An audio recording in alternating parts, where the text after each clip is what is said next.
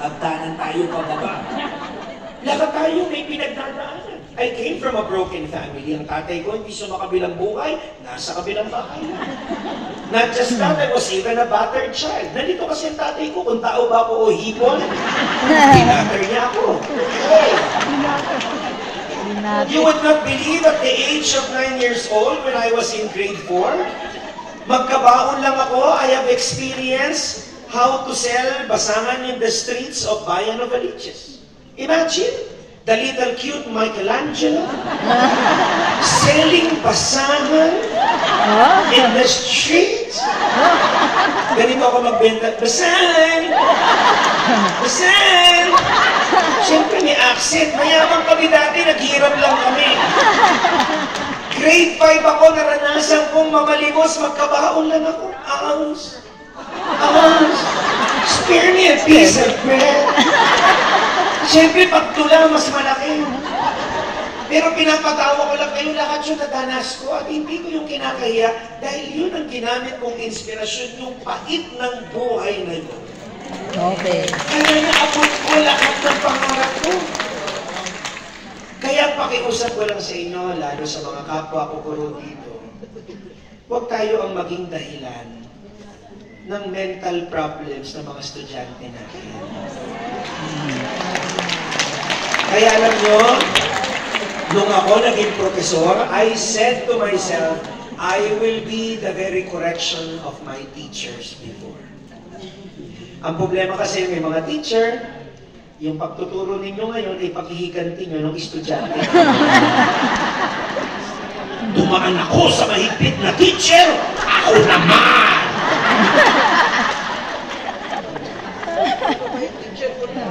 Maraming teacher, hindi naman teacher eh. Branding experts. Ang galing mag-brand ng student. Pag may estudyante hindi sumasagot, problematic. Wala palang tulog yan, kaya hindi makasagot. Problematic. No. My dear friends, there are no problematic students. Only students with problems. Yes. Siguro magiging successful itong conference na ito kung yan lang maipangako natin.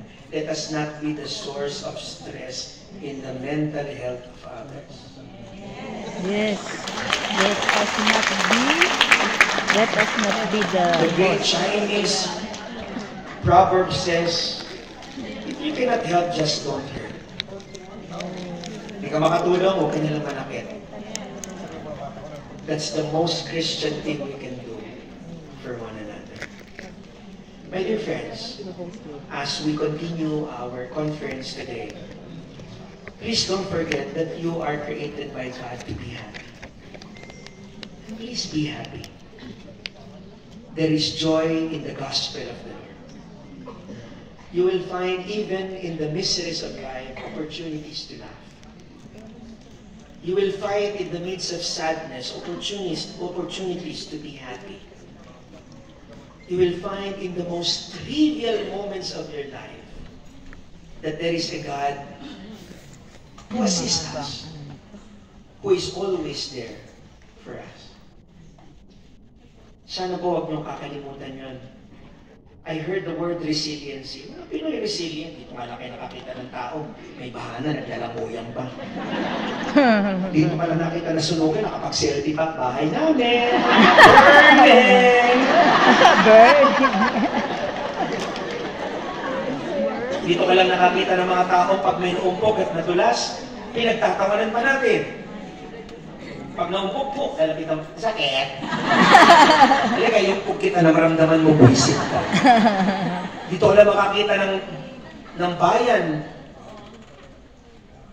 May nalaglag na sa kanal, nagtawanan pa. Noong minsan magsasalita ako sa isang kumpanya.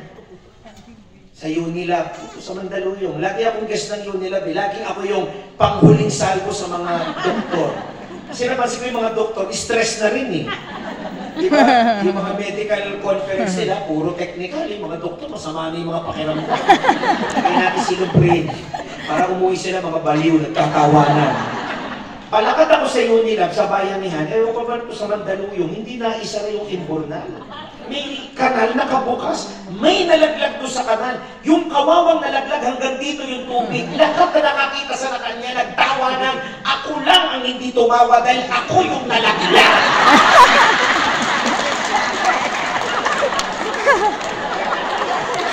Dito ka lang makakakita ng mga tao na hindi na kailangan itanong, tinatanong pa.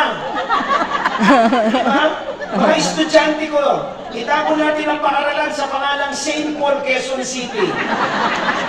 Sabi ko sa mga estudyante ko, get one sheet of paper, may exam tayo sa philosophy. May magtataas ng kamay. Sir, one whole? Oo, one whole mo nila paper. Back to back kapit sa mo, busit ka. Times New Roman content hanggang mamatay ka. Dito ka lang nakakakita ng mga tao, hindi na kailangan itanong, tinatanong pa. Di ba malalaman mo pagka sumasakay ng jeep o bus Pilipino, may barker, may sumisigaw, oh, kubaw, alis na ko ba? May lalapit, manong kubaw? Hindi ko gikaraw. Sa mga back and forth, hanggang mamatay tayong dalawa. Di ba magkamini tayo sa mga conference na ganito? Pag hindi nyo trip yung speaker, labas kayo ng labas. Ihi kayo ng ihi. Dahil nyo kung may palisaw-saw, magtanggal ka na. Pero pag hindi, pag gusto nyo yung speaker, kung tayo, nakakatawa siya. Mahusay. Kahit gumagapang na yung ihi nyo, hindi ako matayo. Di ba namimili kayo ng paring sisimbangan? Pag hindi nyo gusto yung paring nagmimisa, paikot-ikot ang ulo nyo, lahat napapansin nyo. Walang electric fan, o kasagal sa namin, o may gagamba, o ang pangit ng paring. Walang napansin nyo. Parang kami bahay namin, hindi makapagtapos-tapos mag-rosaryo kasi pag nag-rosaryo, lahat napapansin niya. Sabi niya sa ngalan ng Ama, ng Anak, ng Espiritu Santo, Aba, Ginoong Maria, pakisarang ng pintuan. Aba, Ginoong Maria, nakabintana, nakabukas ang ulan. Aba, Ginoong Maria, nakaplansya, nakasaksak. Aba, Maria, nagtimba, nagkulasan mo! Ay, sabi niya mag-rosaryo, Aba, Ginoong Maria, natutunog ka ng pinto, ang Panginoong Diyos ay sumasa bintana, bukod ka pinagpala sa babaeng plansya, pinagpala ka naman yung anak na timba. Ayaw ko ano ang nasabi. Dahil wala sa focus, wala nang malay, wala nang mindfulness. Nung nakaraang Holy Week, Father, may nakasabay ako in Stations of the Cross. Siguro yung matanda sa sobrang labo ng mata, hindi niya namalayan, mali yung nadasal niya, baliktad. Imbis na 1 to 14, 14 pababa. E di singit ako. Sabi ko, Nay, patapos ka na, mali po yung dinasal niyo. Bakit? Baliktad po. Sabi niya, ha? Baliktad ba? Kaya naman pala kanina pa ako nagtataka, imbis na pahina ng Panginoon, palakas siya ng palakas. Imagine niya, nakapako si Kristo, mamaya bumaba, kumain pa.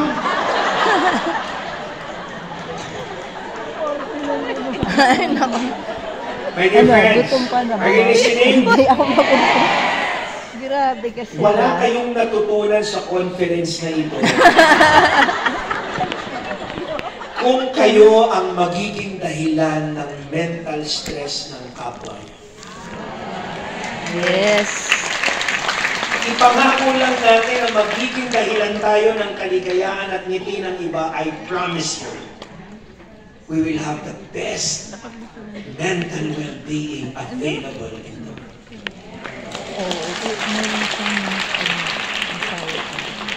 Three things. Dapat si Sir One, ang speaker palagi. be humble. Father. Huwag kayong Hindi mayaman. naman side. Yung pag naiik. Lahat ay hirap. Mayaman ka, may mas mayaman sa'yo. Pogi ka, mas pogi sa'yo. Magaling ka, may mas magaling sa'yo. Huwag kang mayabang. Chill. Eh, hindi naman siya pwede. Nung ako po naging artista, hindi ko po inisip na sikat ako. Kasi nagkataon na na-discover ako ni Mike Enriquez at ni Dito Dantes. That's the beginning of my career. Hanggang napasok na ako sa Titito Magaloto and all shows in GMA. Pero never kong inisip na sikat ako. Una-ano ako, ang liit ko. Hindi naman ako pang boy next door na pelikula. Lagi akong komedyante, sidekick. Tanggap ko yun. Pero cute ako. Yun naman ang ano doon. Imagine ninyo, ganito kadaldal, matangkad. Yung tsura niya. Pangit. Grabe, parang ang liit ng boses niya, pero 6-footer siya, di ba? Nung unang taon ko sa GMA, hindi pa ako exposed sa mga palabas, napansin ko yung mga tao, pag nakikita ko ganito, ay, artista to eh. sino nga ito? Kasi titigan kayo talaga yung titig na hindi niya, may pangalan doon. Tapos hindi niya na kaya, ano pangalan mo? Ano sasabi, Michelangelo, ay, ikaw nga. Nung pangatlong taon ko na sa GMA, madami na akong palabas. Ako mukhang sikat na ako Kasi pagpunta ko ng Mega Mall, pagpasok ko ng department store, nagkagulo isang grupo. Ay, artista daw, picture. Nagpa-picture lang. After magpa-picture, sabi niya, thank you po, Katunyin. Ano ba? So, iba pala yung nasa isip nila. Pero nung pang-5 taon ko na sa GMA, may sarili na akong sitcom, Michelangelo the sitcom, na napanood ko sa GMA News TV. Endorser na ako ng Potato Corner, nandun ang mukha ko, Chooks to Go, nandun ang mukha ko, nasa mga bus ang mukha ko, kalat na kalat, mukhang kilala na ako. Pag nakita mo ng mga tao, si Michelangelo yan. Trending lahat ng talks niya, viral sa TikTok yan. Pero alam mo, hindi ko yan nilalagay sa isip ko dahil lahat to ay hiram. Kaya masayahin ako kasi dumating mga panahon na malakas ako, ay lang. Keber. Keber naman. Ayaw mo sa akin, ayaw ko sa'yo. Ano ang pagkomplikahin ng buhay? Maraming mga tao kaya nagkaka-mental well-being issue. Pero pinipilit nilang gustuhin sila ng ibang tao. Ayaw sa'yo na magagawa mo. Ito, ano yung Keber? Isa pa, nung gusto mo, ikaw ang tama. Alam niyo, nung bata-bata ako, titulari, nung 20 years old ako, pag ako tama, ibidiktik ko talaga sa kaharap ko, hoy, tama ako, mali ka. Mangmang ka ako, magaling. Kaya lang, nung nagkaedad-edad na ako, nakatagpo ako ng mga taong hindi rin nagpapatalo sa kwentuhan. Na-realize ko, hindi na worth it ng kapayapaan ko. At ang na-realize ko talaga, sinabi ko rin to kay Cardinal Ambo nun alam mo, di ba Cardinal si Bishop Ambuno, kasi kaibigan natin, nung nag-recollection kami sa Loke, alam mo, Bishop, ang pinakamahirap na realize ko sa buhay, hindi yung kahirapan sa pera, kagutuman, pinakamahirap yung pagkausap mo, tanga. When you're talking to a stupid person, walang gamot yan Tanong na sila baka yun nila, may pinaiinom kayo. Kapag pagkausap mo, eng-eng, yun na yun Hindi dahil masama siyang tao Kasi yung katangahan, acquired yan Ibig sabihin, kagagawan mo yan, kaya ka tanga. Nagsimula yan, tanga-tangahan ka. Diba? Ayaw mo mag-aral. Masaya ka na sa kaisipan mong napakakitid. Almusal mo, katangahan, tanghalian. Ano magagawa natin? Dati kasi, laban tayo hanggang makabalik si Bonifacio. Ngayon, hindi na. Gusto mo ba ikaw na tama? Eh, di ikaw na. Sa ako, payapa. At na-realize ko sa edad ko, it is better to be loving than to be correct. I would rather be loving than to be correct. Than to be correct. Nagsalita ako sa isang non-Catholic organization. And after natutuwa sila, ecumenical, sabi ko, ito ba namin pray over siya? Pray over. Siyempre ako ganun ang kamay ko. Pray over. Pinahiran ako ng laking anointing. Pinos. May nagpakalat. Si Michelangelo, hindi na Katoliko. Siya ay membro na ng kulto. Nakulto agad. Noong wala, hindi ko pinapansin, nag-trending pala. Bakit? Kasi pinakalat ng mga chismosong pare, mga chismosong laiko, hawa-hawa na yun Pag ang pare, chismoso, gagaya yung laiko. So ako, hindi ako pumapalag. Hanggang sa may nagtanong na sa akin, mga totoong kaibigan ko, tawag sila, Mike, ano ba yung Kako naniniwala ka ba na lumipat ako? Hindi. Ang kwento niya, pray over ako. Ngayon yung nagpakalat, very malicious. Honestly, my well-being, my mental well-being was disturbed that time. Automatic defense. I have to defend myself. I have to be defensive. But I said after a while, how can I explain to these people if they don't want to believe in the first place? Yes. Tama. So, naalala ko sinabi ni Saint Dominic. Sabi niya, to the one who has faith, no explanation is needed. To the one who has no faith at all, no explanation will suffice. Kahit kung kita ng mabuti, kung busit ka na sa akin, masama pa rin yun sa akin. Okay na ako doon. Kaya lang alam nyo, nung kumalat yun, tao lang ako eh. Eh may time, wala akong ginagawa. Inisa-isa ko yung mga nagpakalat. Isa kasi nakakakain din ako ng 3 kilong patola, eh, pinatulang ko.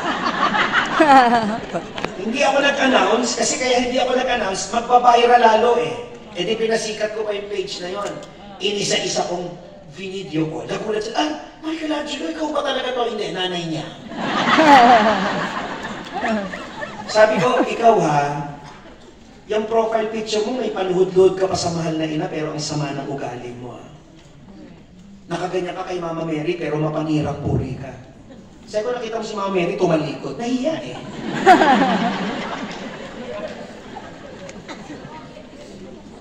Dasal-dasal ka, pero hindi ka makatao.